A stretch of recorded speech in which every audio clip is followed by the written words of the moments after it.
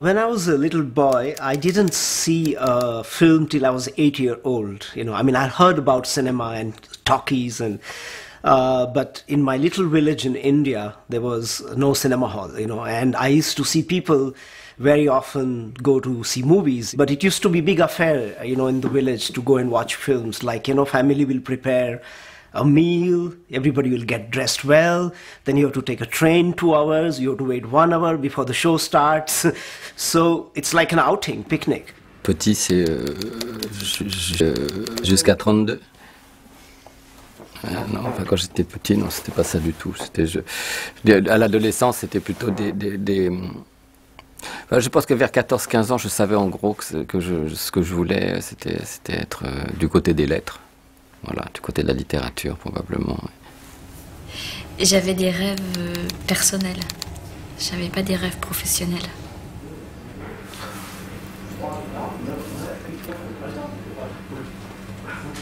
Well, the idea to be something for me was always connected to something that was coming out of art. I wanted to be a man who was cleaning streets.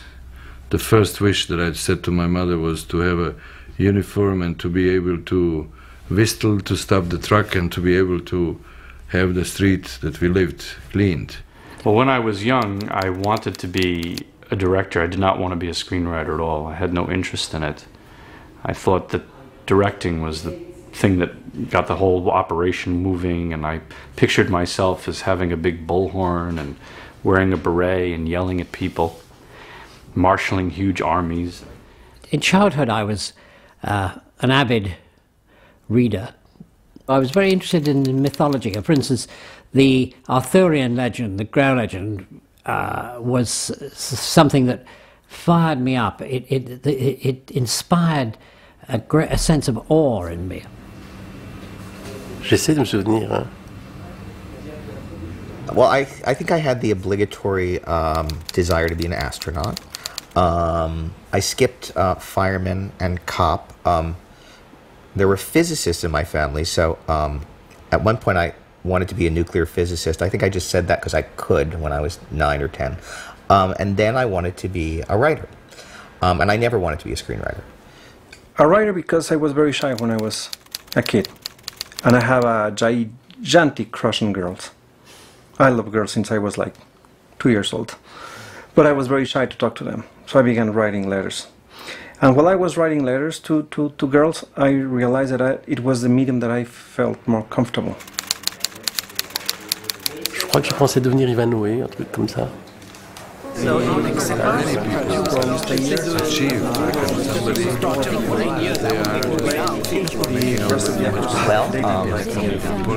I started writing when I was very young, and then I started writing in college. And in college I won a prize for a short story.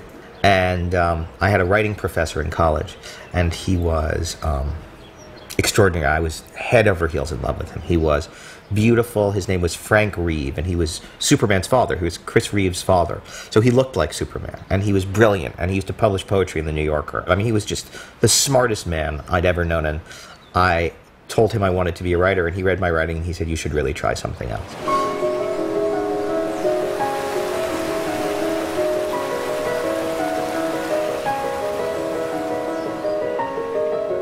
When I was 17, the National Film Theatre opened in London, and they showed all the great silent films. And I was there nearly every night.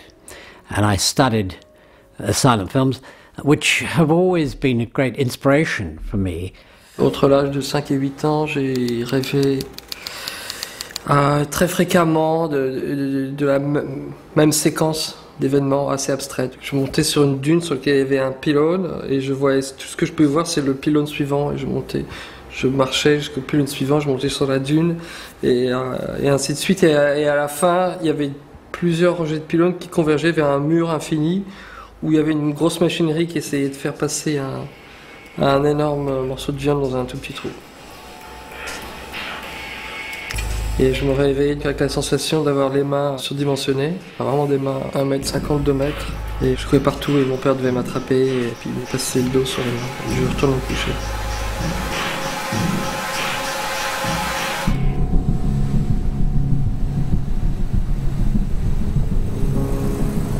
was 1980, 1979, around there. The two movies that really shaped my view of the world were Apocalypse Now and Raging Bull, which I saw. Apocalypse Now I saw first, and then maybe 6 or 8 months later I saw Raging Bull. I was far too young to see them. I mean, I should not have. In an act of complete parental insanity, my father took me to see Apocalypse Now. I was 10 years old, which is probably why I'm spending the rest of my life in analysis. But anyway, the lights came down, and you started hearing, you know,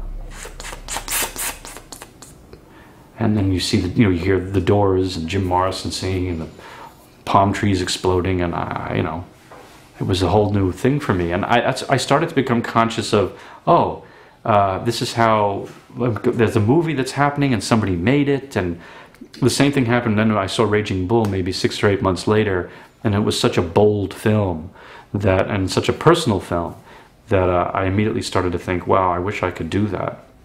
When I saw my first film, which was kind of an Indian mythological drama with ferocious goddesses killing the bad guys and all that, I almost went under the chair. I had kind of a Lumiere brother type of experience. And my mother said, like, what happened to you? I said, well, I know I want to make movies. This is what I want to do. Alexander Pushkin, the great Russian poet, was saying that most of the artists in the period of the end of 19th, beginning of 20th century were coming from the clerks' families. It is my case. As he said, my grandfathers were working in the court, on both sides, mother and father, and my mother and my father, they used to work in the government as a highly ranked clerks. So when I was a 3rd grade in the middle school, there was a big partisan movie, and the director was a best friend of my father, who worked in the government, and he said that when he saw me once, that if I could act in one or the two scenes. For me, it was the most beautiful experience. It gave me this kind of smell of freedom, smell of a unique world, and smell of this world that is bigger than life, that cinema used to be. And all my life that I spent in cinema was in fact devoted to this joy of creating kind of bigger than life space and injecting people with my sense of poetry.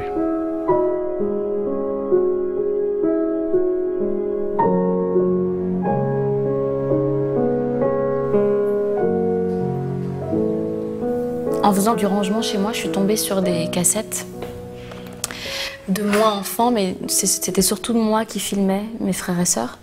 Et puis, je trouvais qu'il y avait déjà matière à faire un film avec ces images d'archives.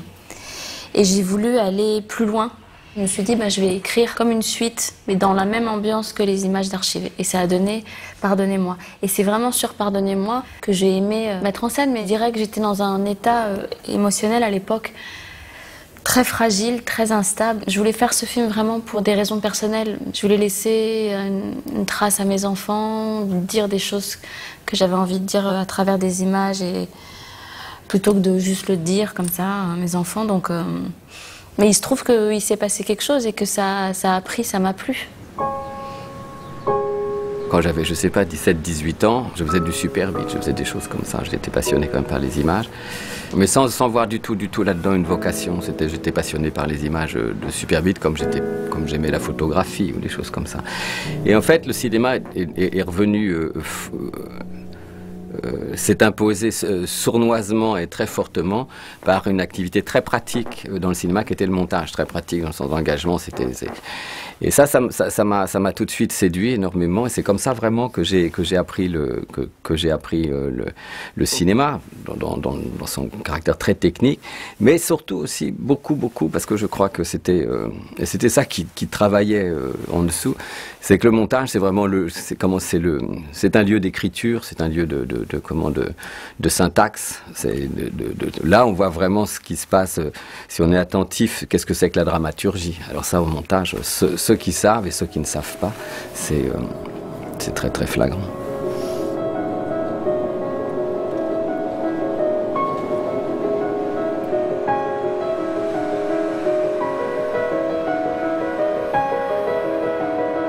I began writing novels, and producers began buying the rights of these novels to make a film. Someone asked me if I can write a screenplay. I say, of course I can write a screenplay. So I wrote a screenplay, then I wrote another one, then I wrote another one. Then I began producing these screenplays. And then once I have some problems with my hands, I have some lesions on my nerves because of writing so much, and I couldn't have any strange. And I say, what should I do? And I say, I will direct. So that's why I decided to direct. And one lesson I learned about filmmaking as a director is that you have to be surrounded by the best people. And if you don't know something, there will be someone who will know. So trust them and to have a profound and deep dialogue with the people you are working with.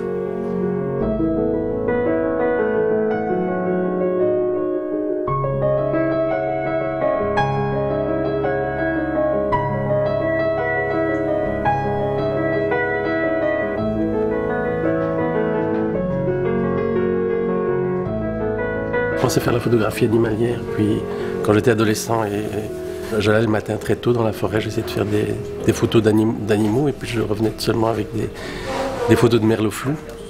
Et puis j'ai fait une école de prise de vue, de caméra, et en même temps je faisais du théâtre pour enfants. Et le fait de travailler en même temps avec des comédiens et d'être caméraman a fait qu'en fin de compte, j'ai jamais filmé les animaux, mais j'ai filmé les drôles d'animaux que sont les acteurs. Ultimately, like everyone else, you know, you have to come to Bombay, Mumbai, Bollywood, if you want to make movies. So this is where I landed up. And in first few weeks, all my dreams were destroyed because the way these films were being made was nothing what I was dreaming of. The director had no importance, nor the cinematographer. You know, only thing mattered was star and songs. And it was run like a dynasty, you know, so you had to be a member of a royal family or a film family or a very rich family. If not, forget it. You cannot enter in the industry. So I realized that the only room which was open is to do commercials, you know, and that was really good because first time I had money and I can shoot films.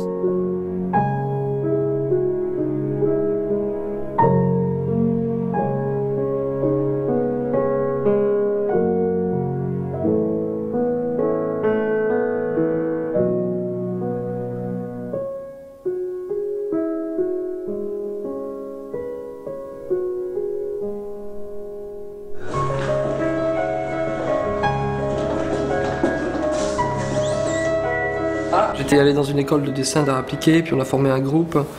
Et puis, à un moment donné, j'ai commencé à faire des vidéos pour notre groupe, qui étaient plutôt des petits films d'animation.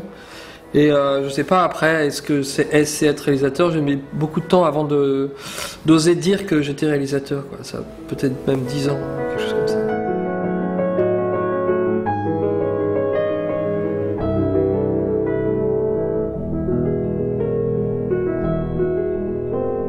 When I was a student, I was squeezed in between how Fellini would have done a film if he was born in Sarajevo and how Jean Vigo would do his first or second movie if he was passing the mountains that affected my life.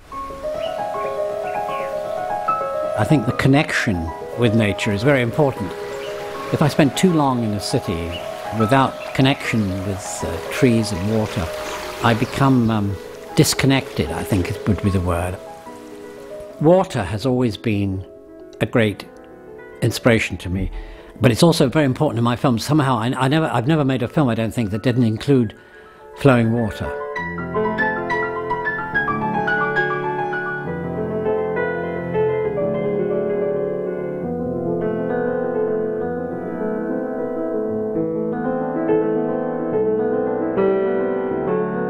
La nature est importante parce qu'elle apporte les couleurs, les sons. Il y a des choses que je vois plutôt au printemps, d'autres plutôt en automne. La lumière a beaucoup d'importance, qu'elle soit diffuse ou ensoleillée ou grise. La nature, c'est quelque chose qui est un reflet quelque part du personnage et de l'humeur du personnage. Et puis il y a aussi cette bande-son, quoi, qui fait que on entend des tas de choses sans savoir qu'on les entend, mais qui colorent l'impression et qui changent la couleur, il change le jeu même. Everything about my work has to do with two places, nature and the street. I'm a hunter. I'm proud of saying it. Here in Mexico, it doesn't have this aristocratic connotation it has in Europe. In Mexico, it's a more working class kind of activity. So all of my characters, they behave like hunters. Every one of them. They are always hunting. If you see 21 Grams, for example, Naomi Watts is hunting Benicio del Toro. If you see Amores Perros, El Chivo is hunting. If you see the Burning Plain, the character of Jennifer Lawrence is always hunting. They behave like hunters. So for me, nature and hunting is a major influence in my work. I think two things, nature which is outside and the human nature is a huge inspiration to me, and it has always been source of huge influence. You know, in India and Southeast Asia, you have this wonderful ancient trees which you can see everywhere called banyan trees, you know, which have like one giant trunk to grow, and then once they grow and start spreading, they have other small roots which go down, you know, and so I feel like that banyan tree, that yes, you can grow from your root, which will never change. No one can take that away from you because that's what you are and you came from. But you can have like banyan tree, which will have roots wherever it sees the sun, or there's a fertile land, okay, let's put a root there. And it grows as wide as 1.5 kilometers, just one treetop of 1.5 kilometers, you know. These are some of the widest trees in the world. I feel, if you use the metaphor, that there is something like that I would like to be. Place is very important to me, actually, and a sense of place is part of what, to me, distinguishes effective storytelling from artificial storytelling. For me, it more often than not comes back to New York.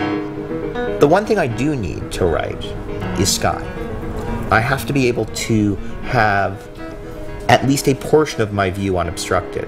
So when I was young and after college I was living in an apartment in Brooklyn, I just needed, there was a little piece from my window where I could see over the rooftops. And that's where I would look when I was writing, because I need to be able to see off in order to think.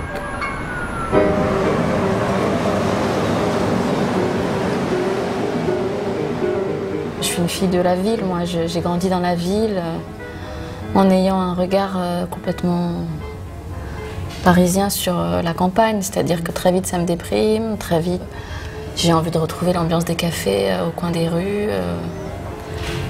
Ouais, la vie, ouais. C'est très difficile pour moi de quitter plus d'une semaine Paris.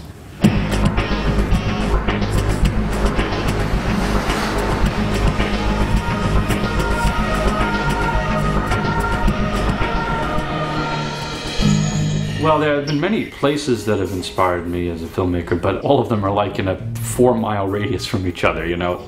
To me, New York has played obviously a major role in the films that I've made, and it's funny because I don't live there anymore, and I view it now, hopefully not nostalgically. I don't think the films reflect a nostalgic view, but it certainly does reflect a view of New York that is set, not today, but maybe 20 or 30 years ago. I grew up in Queens, which is technically New York City, but is sociologically like a world away. You know, from my upstairs back window, I could see the tops of the Manhattan buildings, but my neighborhood was the anti-glamour, you know. And so there's a kind of pathos, a collective pathos in Queens, and different social class. And I became very interested and obsessed, really, with the idea of the importance of social class and how people's lives unfold. So my whole worldview, in a way, was shaped by New York.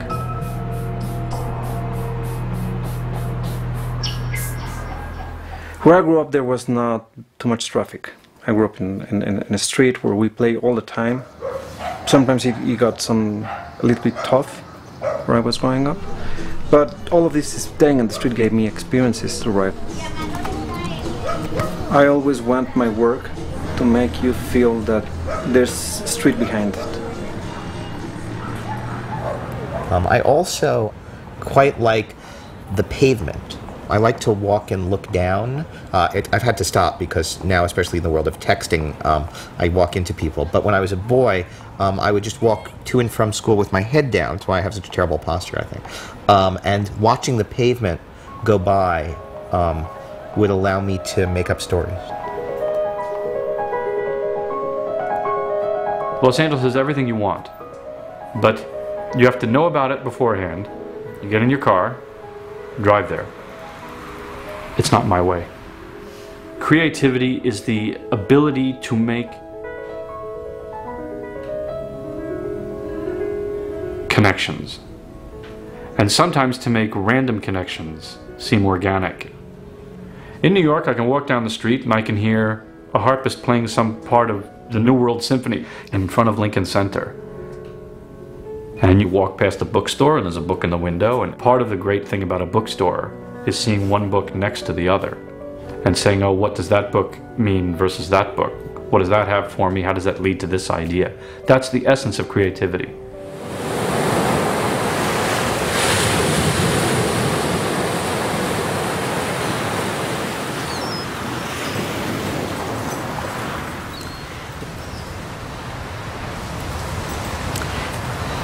Creation means starting with nothing. I have an inkling of an idea for something. And one of the disappointments or problems that arise from having a long career at doing it is that you soon know that from the day that you start down to start to write a script, that it's going to be a year before you're finished, probably, most often. And in that period of time, almost everything that you write for the first 2 or 3 months, you're going to throw away because it doesn't work or it's terrible in one thing or another. And you don't know where it's all going to come from.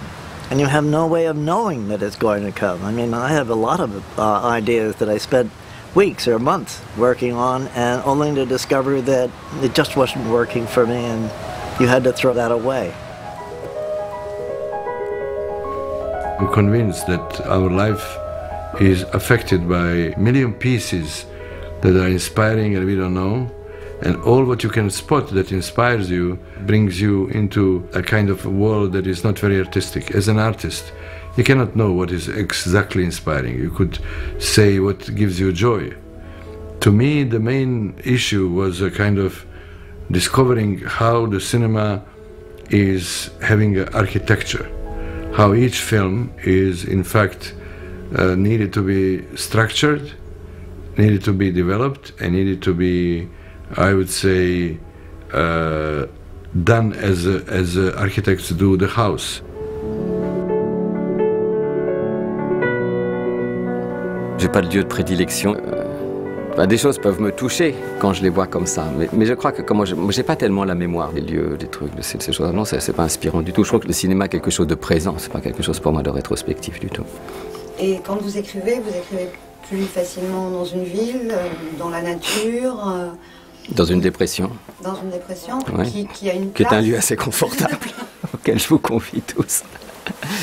Et elle a une place, elle prend place quelque part, ouais. N'importe où. Ouais. C'est terrible. Bah, c'est entre mon lit et ma table de travail. C'est ça. Ouais, non, je sais pas. Non, j'ai pas de lieu de prédilection. Il faut les changer. D'abord, je peux pas travailler. Moi, d'abord, je travaille jamais seul. Moi, je ne peux écrire qu'avec quelqu'un. Donc après, ça peut se faire généralement. Vous savez, ça se fait uniquement chez soi, dans un bureau, à des horaires extraordinairement scolaires, 8h30, 18h, voilà. Mais moi, j'ai pas eu de parcours scolaire. J'ai arrêté l'école très tôt. L'organisation de la pensée, c'est très compliqué pour moi de me structurer, de savoir comment je vais travailler, comment je vais écrire. Donc, c'est très bordélique dans ma tête. Je sais pas si ce que je fais, c'est là. Je pense que si j'avais fait un peu plus d'études, j'aurais une méthode de travail plus organisée, plus agréable. Elle est douloureuse pour vous? Oui, c'est douloureux parce que je sens qu'il y a plein de cases qui ne sont pas remplies. C'est uniquement un travail sensoriel et instinctif, alors que ça serait plus agréable pour moi d'être beaucoup plus organisée dans ma tête. Le fait d'avoir écrit avec Emmanuel Berco, qui est quelqu'un qui a une très belle scolarité, qui a fait la FEMIS, j'ai pu voir la différence. L'écriture fait appel au parcours scolaire et à l'organisation de la pensée, alors que le tournage, c'est quelque chose de très instinctif. Donc moi, les moments où je souffre, c'est vraiment dans l'écriture. Le quotidien d'un scénariste ou de quelqu'un qui écrit, c'est d'être un scénariste incompétent. C'est-à-dire d'être face à quelque chose qui ne marche pas vraiment et puis de devoir y retourner le lendemain encore, jusqu'à être un peu content et puis d'être un peu content seulement sur les quelques pourcents, enfin, seulement sur la fin quoi, du travail. Donc le quotidien, je crois que c'est d'être incompétent et c'est une surprise à la fin d'arriver à quelque chose.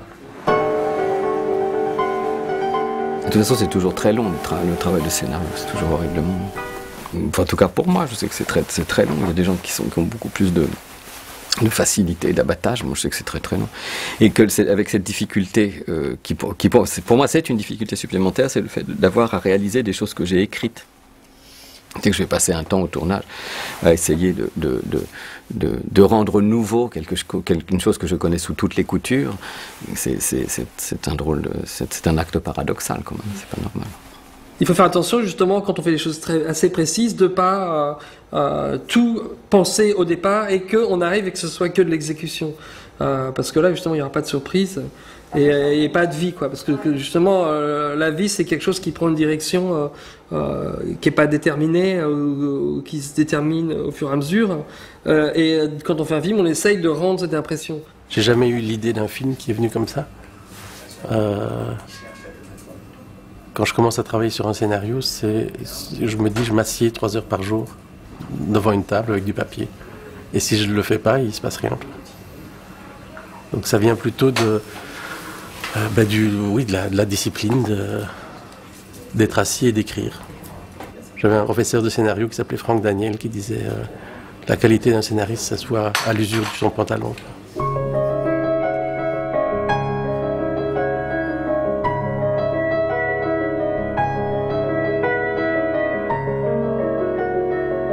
J'ai pas le film dans ma tête au départ. Au départ, j'essaie de remplir des petites fiches d'abord.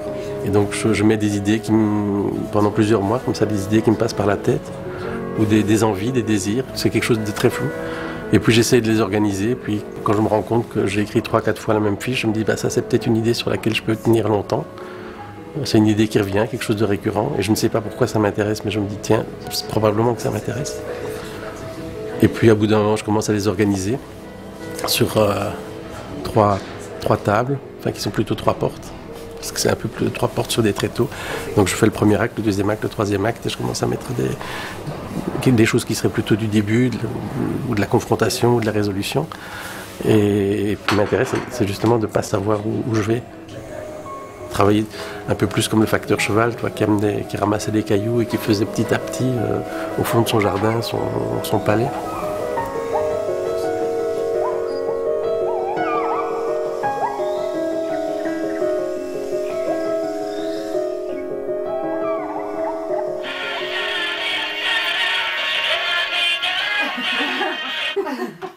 If I have a particular method of structuring my story, yes. My method is I sit down and I write. I don't make any sketches, I don't make any kind of drawings, I make no research at all, never. I don't write outlines of any kind. I don't have an idea where it's heading.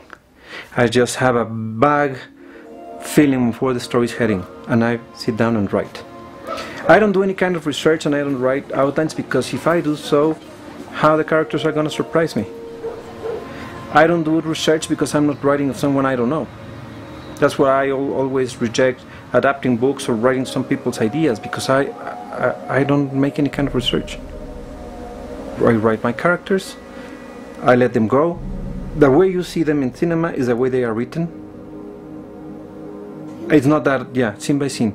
It's not that I write them linear and then cut. It's the way you see them is the way it's written. And that's an instinct thing. You cannot write the structures I write trying to chop, paste and cut. You have to feel, because you need to know where to cut. For example, when I was writing Babel, I was writing and say like, here I have to cut. It's a feeling. the kids shoot, the bus stop, I say, here I have to stop, because if I follow the story, I'm missing a dramatic question. So I jump to another story.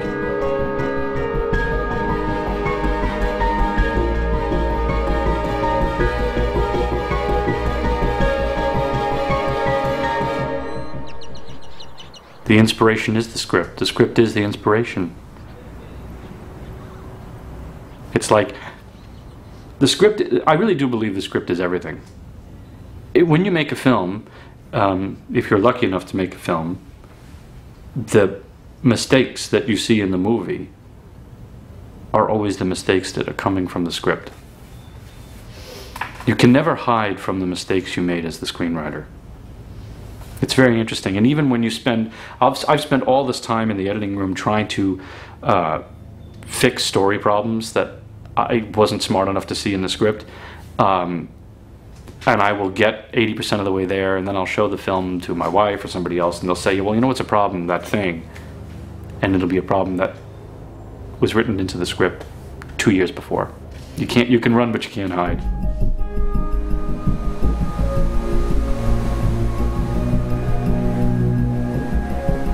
That process is rather mysterious. What is it that about something which catches our attention and involves our whole spirit and emotion?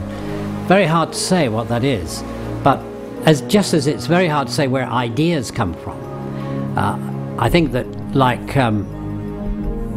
many writers will tell you that when they're writing at a full pitch, that it's rather like taking dictation, as though the words are coming from somewhere else and you, the writer, are simply putting them down on paper. En fait, c'est à chaque fois un court-circuit dans ma tête. C'est quelque chose qui me... J'ai l'impression que le sujet me tombe dessus et qu'après, pour répondre à ce coup de foudre, j'écris. Mais voilà, je le fais de manière viscérale, et après, une fois que je suis lancée, je le fais sans demi-mesure. Mais quand je vous dis que je compare l'émotion à un état amoureux, pour moi, elle est identique. Je suis électrique quand je suis amoureuse, et je suis électrique quand je suis amoureuse du sujet, mais c'est quand vraiment il y a quelque chose qui m'empêche de dormir. Et je me souviens que le jour où j'ai découvert le documentaire de police, je n'ai pas pu dormir. Je savais que ma vie basculait, voilà. Mon ex-mari, je l'ai rencontré, j'ai pas pu dormir. Le lendemain, je savais que ma vie allait changer.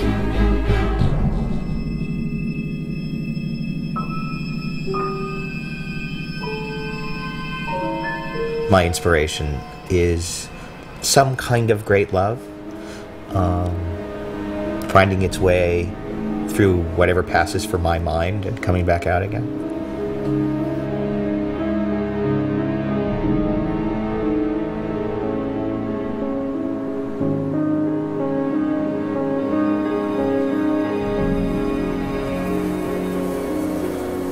Une idée vient, par exemple, si je comprends quelque chose de travers, au moment où je m'aperçois qu'il y a eu un quiproquo et que j'ai interprété une information d'une autre manière que la réalité, je me l'approprie immédiatement en me disant bon, c'est ma créativité, c'est mon cerveau qui a fait cette déformation, et donc j'ai eu une idée.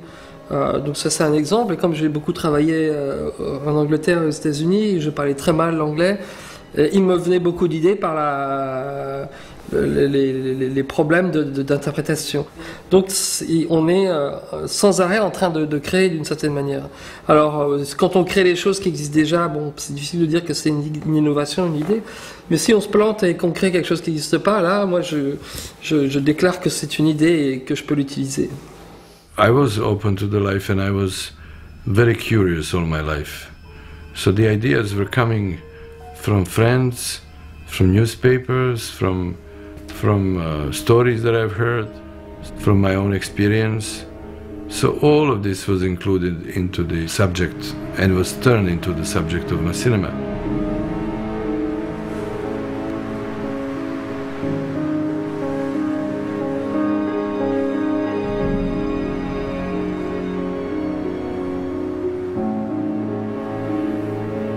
Les idées viennent rarement, sauf si vous avez un texte de départ, une nouvelle, un roman, un synopsis, quelque chose vous a retenu là-dedans. Et très souvent, c'est ce qu'on appelle vulgairement un plot, une histoire.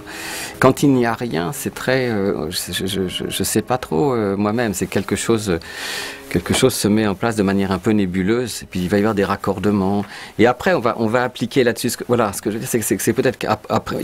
C'est comme s'il y avait une espèce de mouvement comme ça, de brouet, un truc. Et que à un moment donné, il y a une forme va s'appliquer dessus, une forme dramaturgique va s'appliquer dessus. Et c'est là que ça va commencer à avancer, que les personnages vont commencer à se développer, à apparaître, oui, c'est ça.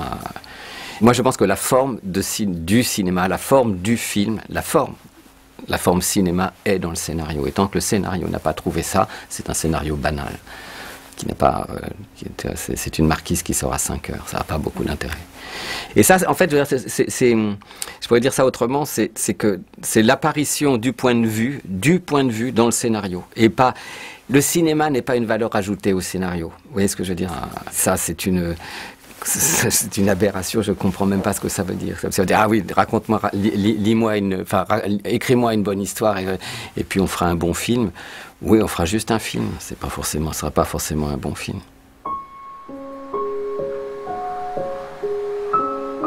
What really inspires me and influences me is always a great story first. Everything else can come later, the technique, or the genre, could it be thriller, horror, action, doesn't matter to me. You know, my first experience is that, am I moved by story? Especially in today's time where people have so much trouble, there's so much going on in the world, you need to give them that comfort level so that the story can find space within the heart of the spectator.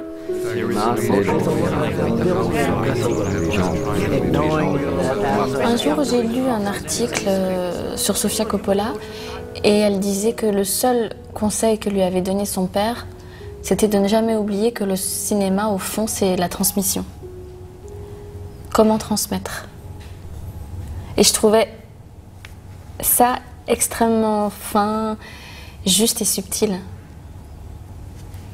Comment transmettre? On s'en fout de l'idée, en fait. On s'en fout du lieu, on s'en fout de l'histoire. C'est juste la manière de le faire qui fait qu'on reçoit ou on ne reçoit pas.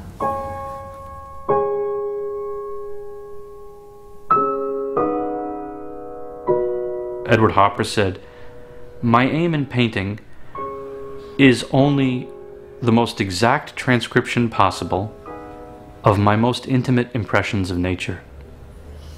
And to me, you can't say it any better than that, because, and the places you grew up in, the smell of your house, you know, your mother's cooking, or the way people talk to each other, that's really what you're trying to do. You're trying to impart your personal take on the way the world is. And it becomes an expression of your state of soul.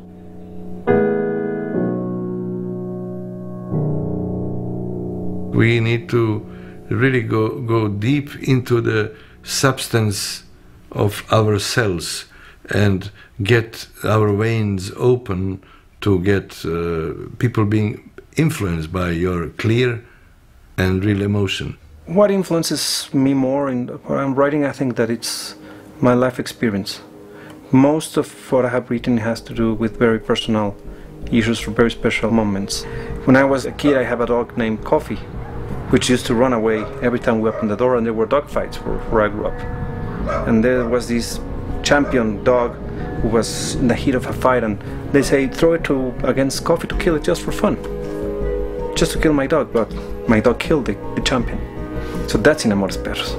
So basically has been my life experience, things that have happened to me, what is behind every piece of writing.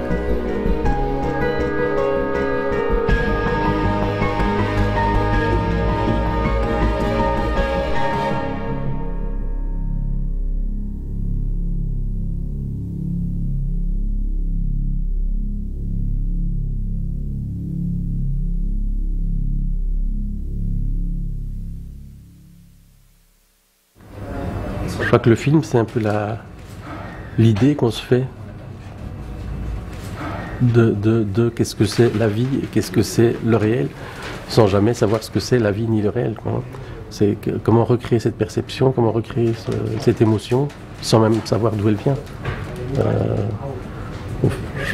Je fais beaucoup de films qui parlent de l'amour, mais je n'en connais pas la matière. J'essaye de faire des films qui parlent de la vie, mais je ne sais pas vraiment ce que c'est. Mais cette perception, évidemment, c'est pas faire la peinture telle qu'elle est, c'est faire la peinture telle qu'on la sent, quoi. I thought I was the greatest filmmaker in the English language, other than Stanley Kubrick and David Lynch and maybe Marty Scorsese, right? I thought I was the man. Until I saw the first assembly of Little Odessa. I was shooting Odessa, I was 23 years old. I thought every day I was watching footage and I would, back then you used to screen dailies at night on film. They don't do this anymore. But we'd go to dailies and I would watch the footage and I'd go, look at that, look at that. That's a master. I'm 23 and I'm a master. I was having the greatest time and I was throwing crumbs on the water and back was sprouting lilies and Vanessa Redgrave was being a genius and I was a genius and everyone was a genius. And I remember walking to the editing room to watch the first assembly thinking this is going to be great. And it was the worst thing I ever saw in my life. It was a piece of crap. And I realized then, not only was I a moron, but of course you learn the basic rule, which is narrative is about context. And then you realize mastery is a product of many, many, many hours and a lot of work. And if you ever achieve that status, it's only after 10, 15,000 hours spent on the subject. It was horrible. It was the most depressing. And by the way, I'm going to tell you this, and this is true. This is true. I've told this to many people, and nobody believes me. But it's true. My ego has never recovered from that experience. Il y a toujours un sentiment de catastrophe pendant la fabrication, parce que, je sais pas, on a toujours l'impression qu'il n'y a pas ce qu'il faut, que ça marche, ça n'a pas marché. Notamment quand on regarde l'assemblage, le premier assemblage qui est complètement déprimant, et au bout d'un compte, à force de travail et d'enlever des choses, de recondenser, finalement, tout d'un coup, ça prend vie et ça devient quelque chose. Ça, c'est vraiment très, très, très agréable.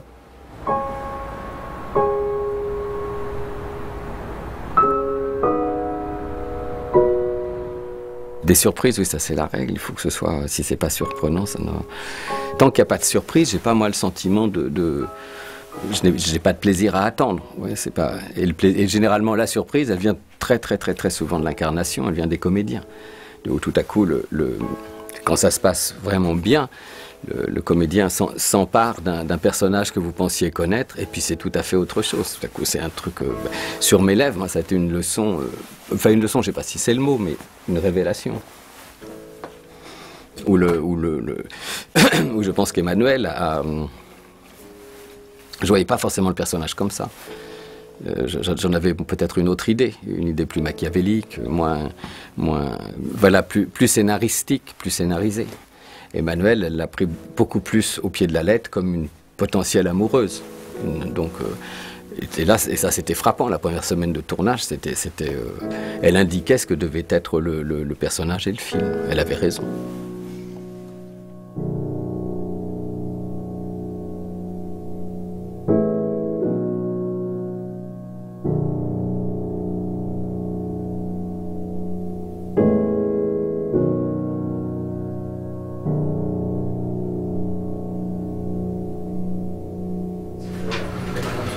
Les personnages arrivent pour moi vraiment au fur et à mesure. Ils se définissent. Parfois il y a deux personnages qui n'en font plus qu'un au bout d'un moment. Mais aussi j'ai l'impression que tous ces personnages ne sont qu'une personne. Je passe beaucoup de temps avec eux. J'ai un peu l'impression, souvent tu vois, d'être à table avec des fantômes. Je passe des années avec des fantômes que j'entends parler. Je note des conversations, je les vois. Les contours sont un peu flous dans le sens que ils changent de visage très souvent. Donc je sais pas, je pense jamais à un acteur en fait quand j'écris. Et puis le moment le plus magique, c'est quand tout d'un coup je reconnais dans un acteur quelque chose du personnage et que l'acteur prend ce personnage et l'endosse et tout d'un coup ça devient quelqu'un en chair et en os. Ça c'est un moment qui est très très très émouvant.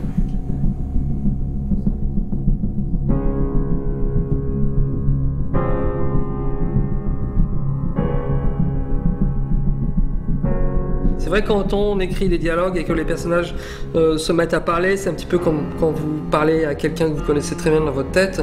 On a vraiment l'impression que la personne vous répond. Je pense que de cette manière, quand on pousse ça trop loin, on arrive à des états qui sont un peu proches, c'est pas de la folie, mais bon, il y a des gens qui parlent tout seuls par exemple. Je pense que c'est pas si loin que ça d'une certaine manière.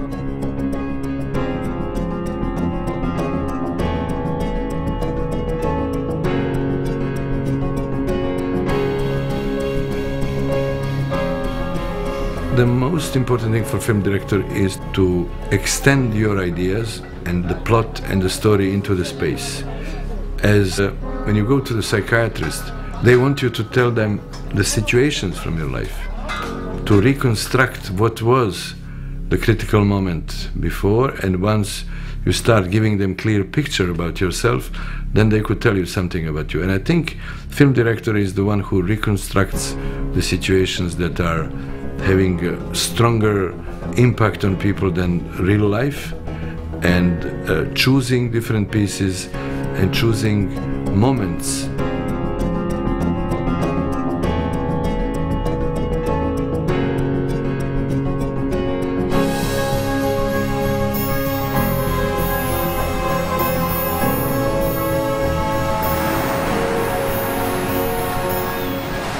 One of the things that you need to do is to articulate the ideas, the concepts of how you go about making a film and so on. You articulate the craft, and it makes you think about what is it actually that we are doing? What does it mean that you have the camera here as opposed to here? What is the geometry of space that you're working in, and how does that work and interact and so on? And in that way, you become much more aware of your technique. If you're making films or any kind of art, it's an element of play, and you have to remain, in a sense, childlike, because children invent and exercise the imagination. They draw, they paint, they invent stories, they pretend, and you know, filmmaking is really an extension of that.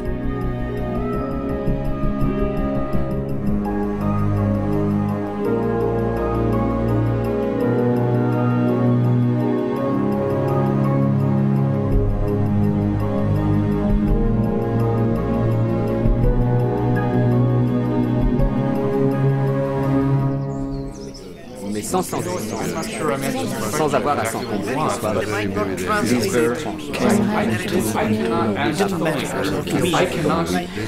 L'image, l'émotion, l'émotion à travers l'image, l'émotion sans les mots, pour moi, c'est effectivement ça.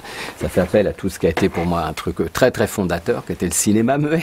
C'est au-delà de dire que je suis né avec le cinéma muet, il n'y a qu'un pas, mais c'est vrai. Le film, c'est des images, c'est de la lumière, c'est de l'espace, de la lumière, des visages dans de la lumière.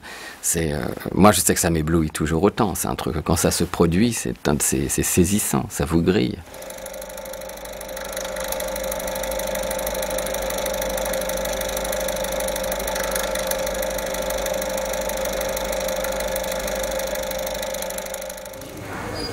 Quand j'écris, ce que je vois, c'est des images et des sons. Beaucoup plus rarement du dialogue, en fait. Et c'est quelque chose d'assez... Enfin, quand je l'écris, je vois quelque chose qui est... Je vois des aplats de couleurs, je vois des surfaces, je vois des cadres, mais un peu flous, avec des personnages qui n'ont pas toujours de visage. Et c'est en travaillant à ce moment-là avec mon équipe et que ça devient une création collective, que les choses deviennent précises et que ça perd le côté flou de l'écriture et que tout d'un coup, il y a beaucoup plus de paramètres que j'aurais pu imaginer, quoi. Et que c'est pour ça qu'on appelle ça un réalisateur, que je me confronte à la réalité et que j'essaie d'aiguiller un peu toute cette espèce de polyphonie qui parle en même temps, dans le même sens, qui est le sens de l'émotion que j'avais en écrivant la scène, pour essayer de la retrouver, quoi. Once you put people together into the whole, into the cinema, 2, 3, 4, 5, 600 people, once they are together, that's why cinema is important, social arena. People start exchanging emotions and sharing emotion. When I'm making a film, the ambition is always to create an emotional experience. To me, that's first and foremost in my mind. This question of emotion, really it's a collaborative process. It involves the chemistry that you have with the actor and also the context of the story. What happens in the story that forms the emotion. Really all we do, that's our job really, is we are purveyors of emotion. We are apothecaries, and we have this great little story, and in it we have some sad, some happy, some hope, some love, some titillation, and we sort of mix it up and feel it ourselves, put it down, and then the reader or the audience gets to feel it back, and that's the great part of our job.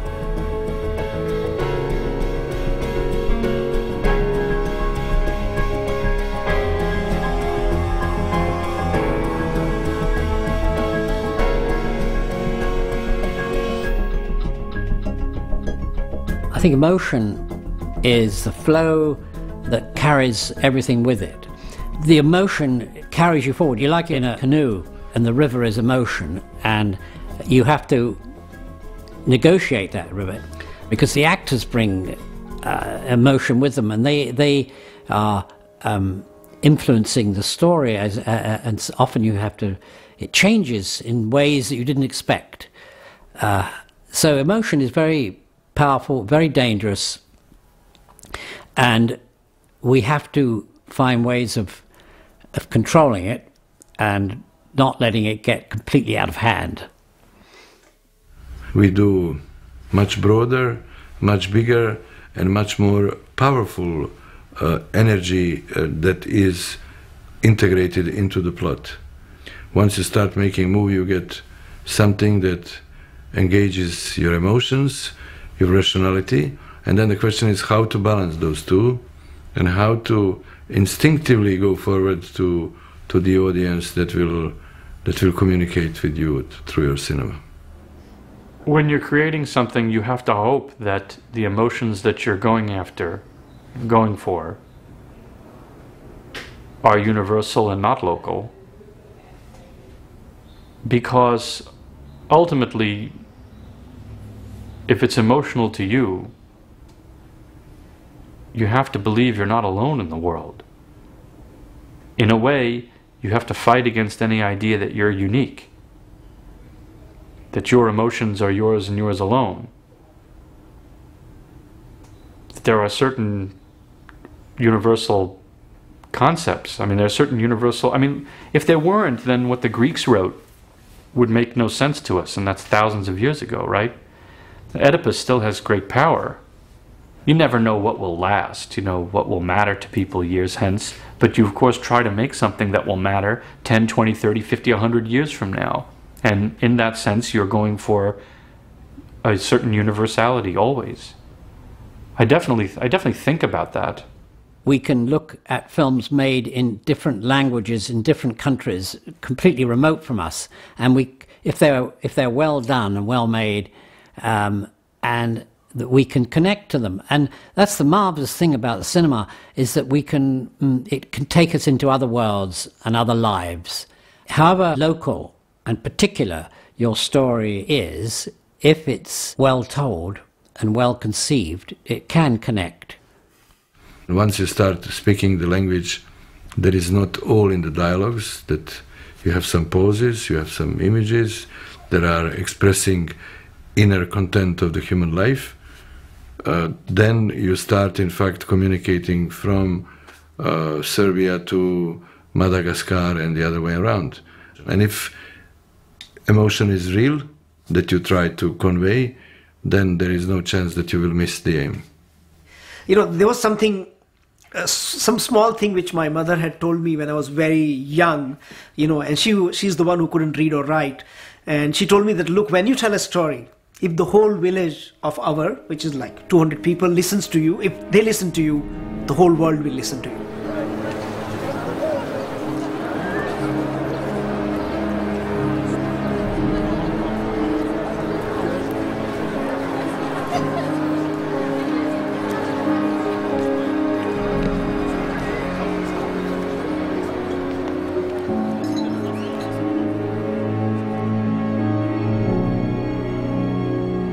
I always feel like to try and push the envelope, say, okay, well, what's the difference between emotion and sentimentality? The line is, something that is emotional has the courage of its convictions. Sentimentality is, it's not deeply felt, it's not really believed. Something that's sentimental is going for the easy emotion, is going for the obvious emotion, and it's going for something that will manipulate you. Whereas something that is emotional is true to itself and is, in a way, ignoring the response of the audience. You know, it's funny because you say, well, do you make your pictures for an audience? Well, I certainly don't make them for the audience, but I make them hopefully for an audience, which is a difference. And what you want to try and do is a movie that is, or a work of art, to the degree that the movie is an emotional experience, of course that's what you dream for. It's what you hope for. But it can never be at the cost of pandering. That has to do with the obligation to me of an artist as opposed to just a simple entertainer. To tell stories that have some meaning in our lives.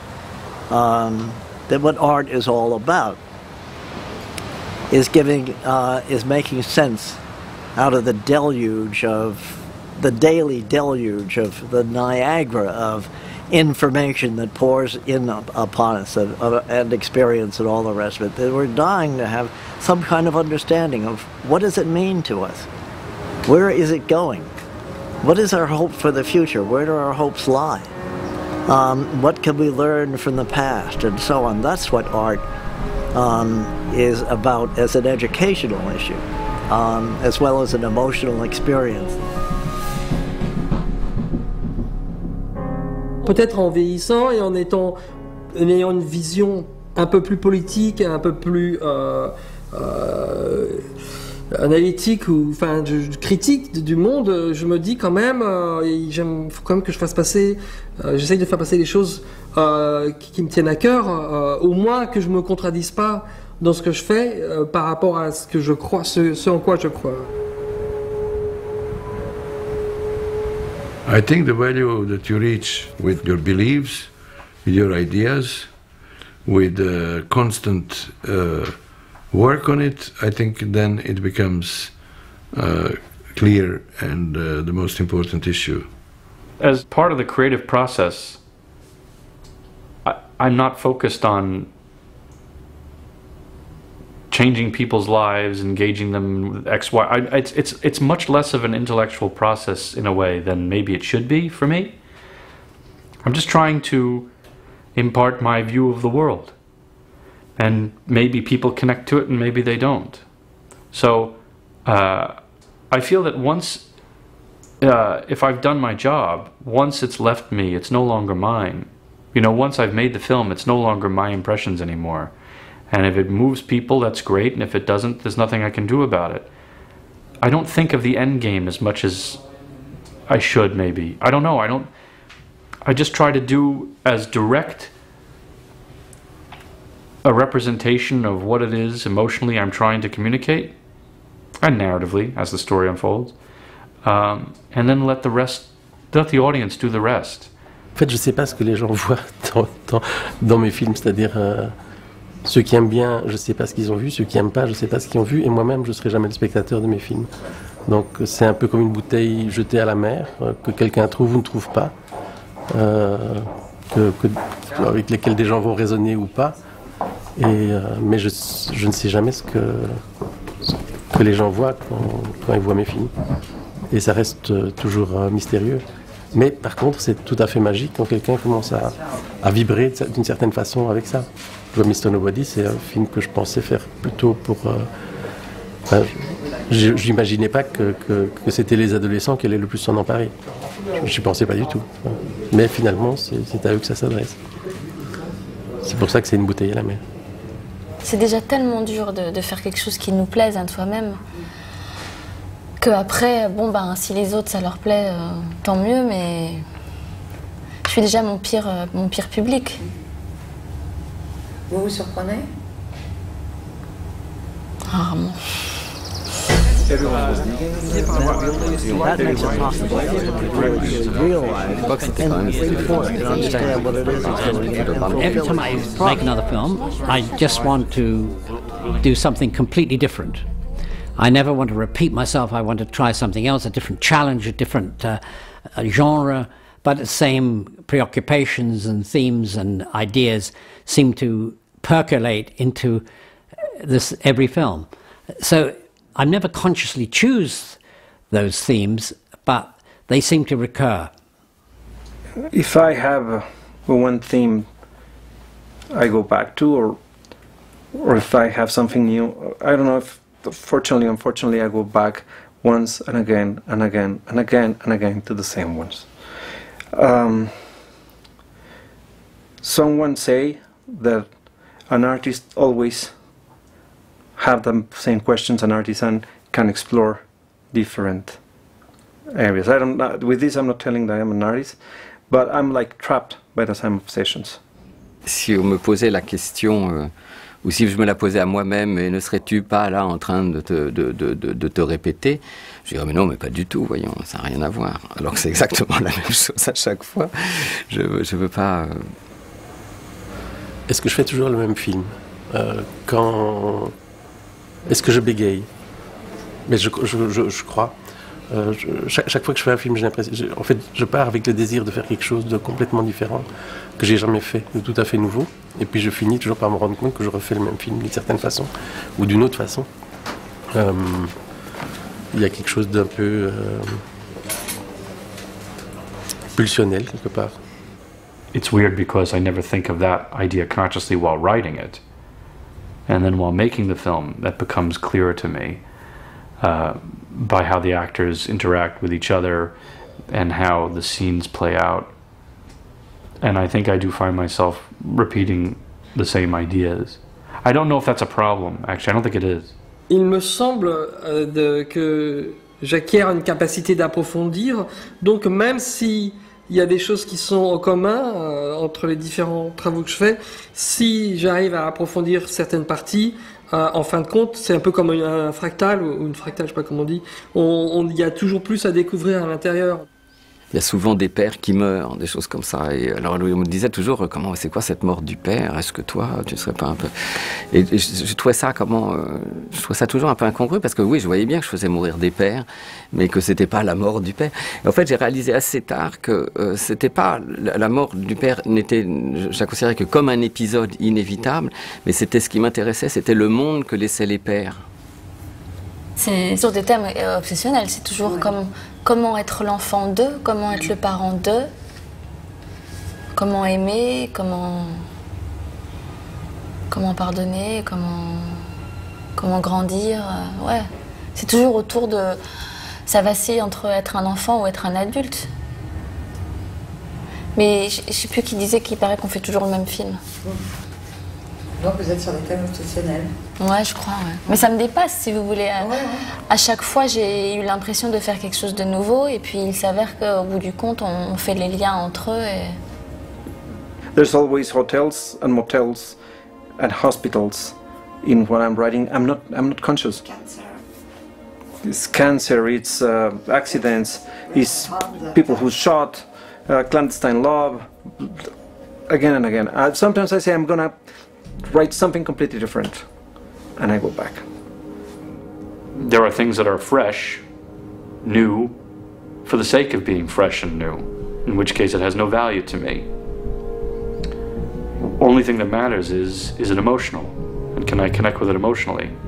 So to the degree that I repeat myself thematically, I think it's only a comment that I'm getting to where it is I want to be personally, you know, that I'm getting to expose something about my thoughts personally. That's the only thing that matters.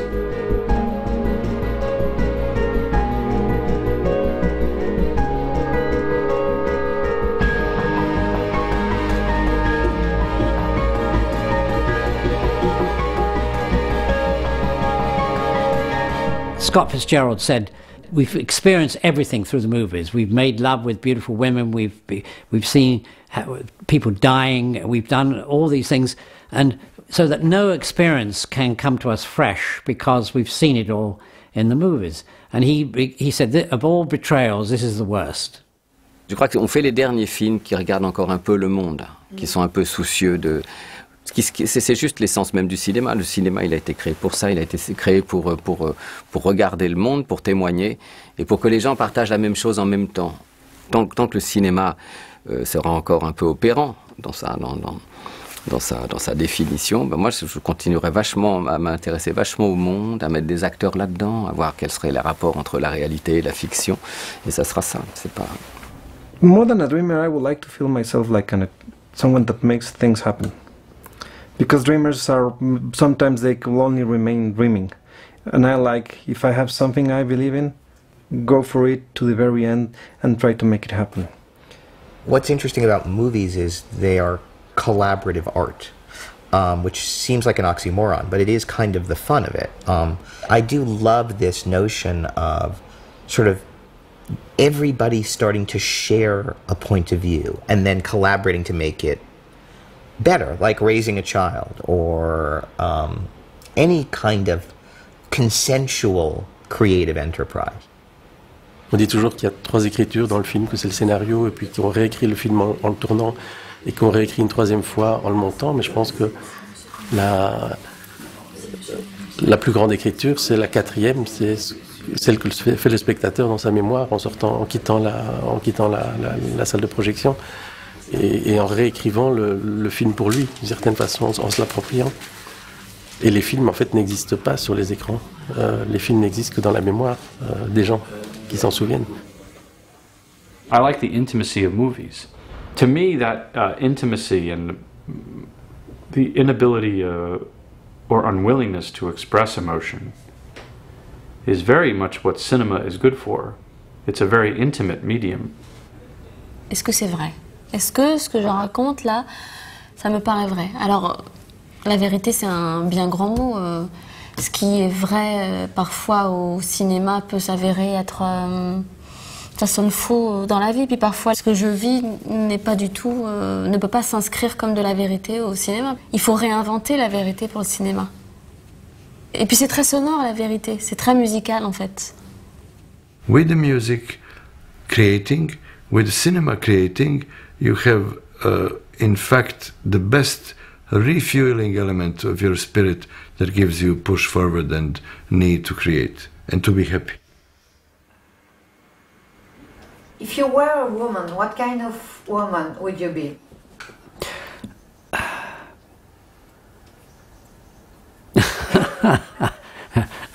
Well, I suppose what kind of woman would I like to be? I think being a beautiful woman must be a great kind of burden somehow. So I don't think I'd like to be too beautiful. I'd like to be warm and spontaneous and emotional and earthy.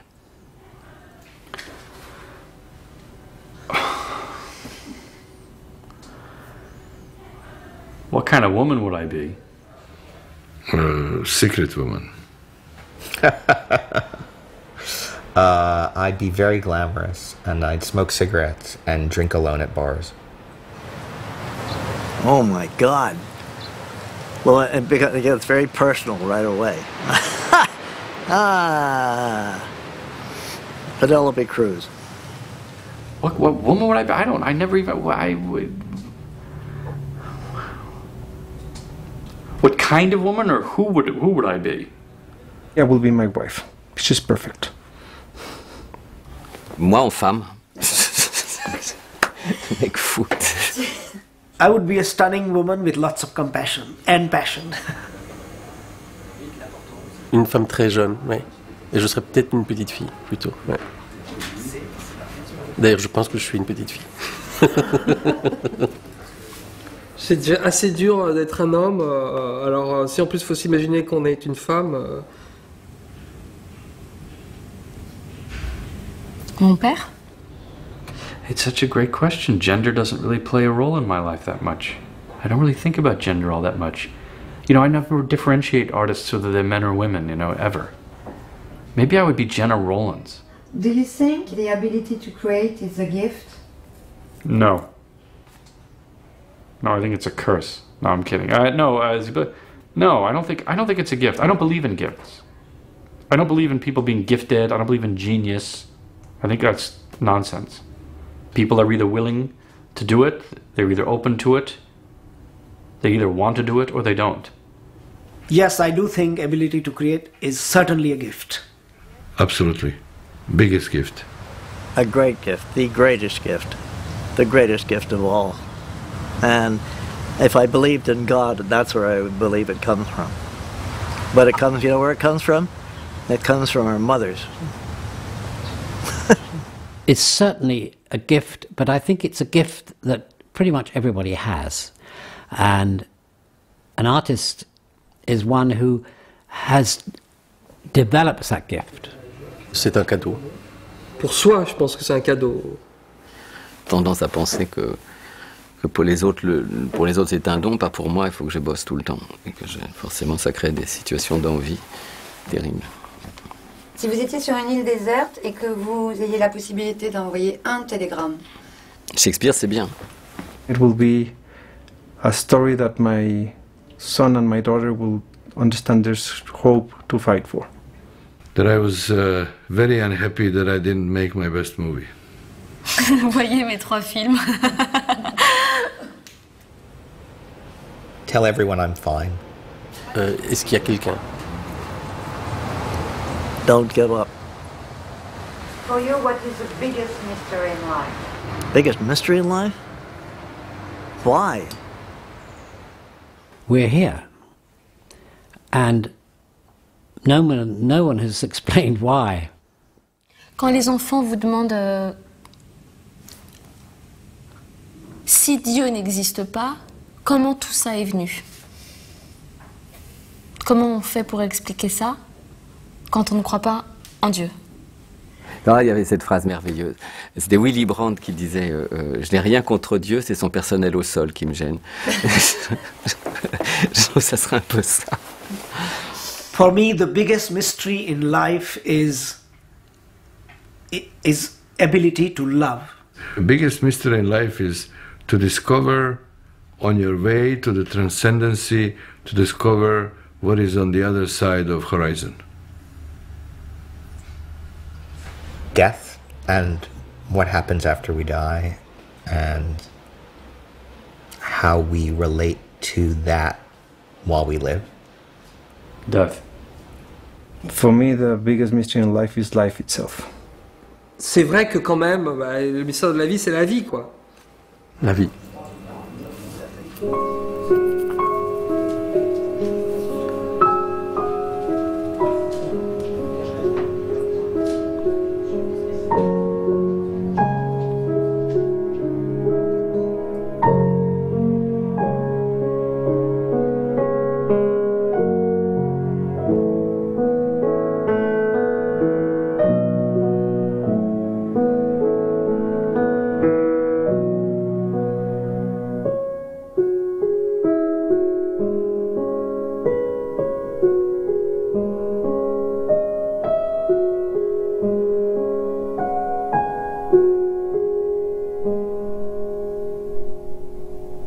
What kind of woman would I be? Wow, you really fucked me up with that question.